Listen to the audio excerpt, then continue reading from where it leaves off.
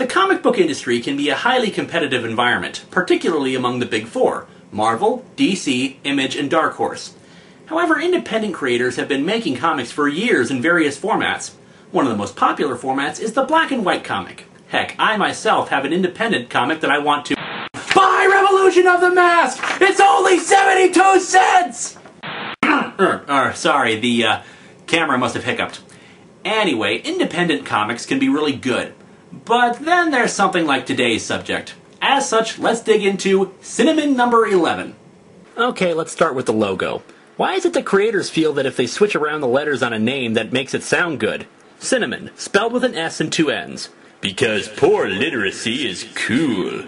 Visually, the cover is kind of bland, though having the being rising up like that is kind of cool, but the effect is ruined by the woman in the Vampirella outfit. Is she supposed to be Sinnamon? If that's the case, then at least she's wearing sensible shoes. That's the ticket to a great superhero. Screw it, let's move on. Catfish Comics brings you the exciting 11th issue of Sinnamon, the sexiest superheroine of all. Well, it's good to see the creators have their priorities straight with their superheroines. There's a huge load of backstory dumped in the introductory paragraph, so I'll give you the cliff notes. Sinnamon is a woman named Cindy Canyon. Yeah, that doesn't sound like a porn star at all. And she's starting to run low on cash. A place called Golden Valley, so this takes place in Minnesota, is being terrorized by a maniac known as the Heartbreaker. We went out on a few dates, but he never calls! He never calls! There's also some woman who was terrorized by a gang of thugs. It's never a gang of grannies or something, is it? That was saved by Sinnamon. Said woman, named Amy, told Sinnamon that she and her friends were fans of her no-nonsense approach to crime fighting. Oh goody, a no-nonsense approach. Hooray for killing and maiming?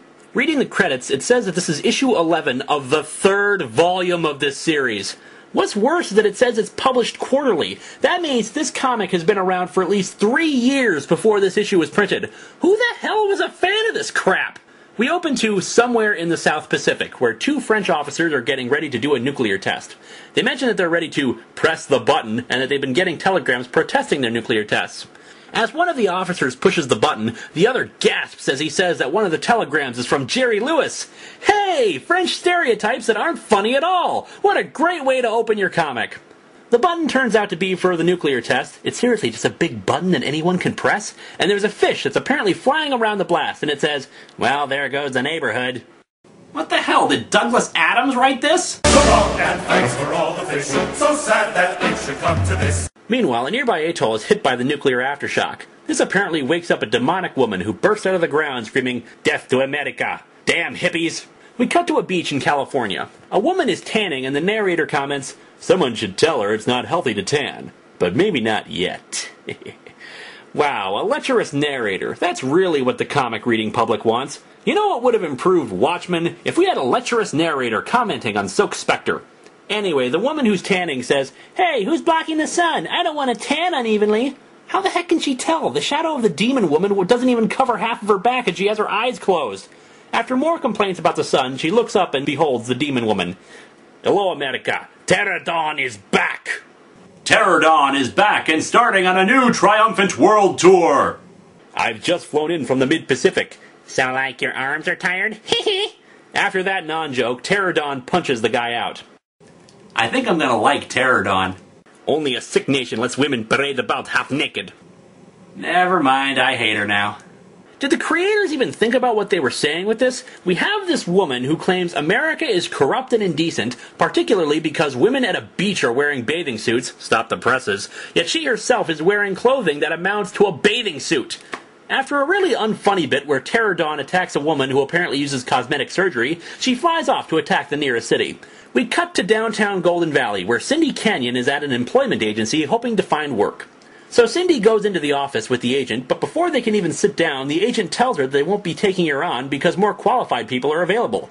Well, what a wonderful way to operate your business, by being rude to the customers. Anyway, there's nothing important about this scene except for the fact that the woman insults Cindy because of her looks, insinuating she's a prostitute, and Cindy fires back with an insult about the woman's weight. Yeah, this is really the kind of thing that makes me want to go to my comic book shop every Wednesday. Oh, and for some reason, Cindy's not wearing a bra. We know this since we can clearly see her nipples poking through her blouse. Is she the sexiest superheroine of all because she doesn't believe in proper support? That's not sexy, that's stupid. Cindy walks out to the street only to find Pterodon throwing cars around. She strikes an heroic pose, or rather a pose of her pushing her rear out behind her, and thinks how good it'll be to work out her frustrations. We shift scenes over to a nearby college campus where there are more women not wearing bras. 3 girls confront a rapist named Todd, and I've got to admit, thinking of him getting injured is certainly an entertaining thought, but it's ruined by what we get here. Upskirt shots of the girls' thong panties. I don't get it. What the hell is with this comic? Speaking as a feminist myself, I'm not exactly getting a pro-women message here.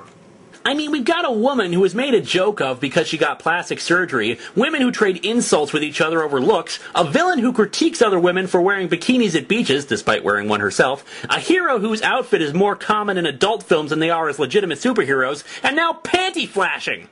You know, it's clear the creators would have been more than happy just having naked women here doing this, so if they wanted to make a porno comic, why the hell didn't they just make a freaking porno comic?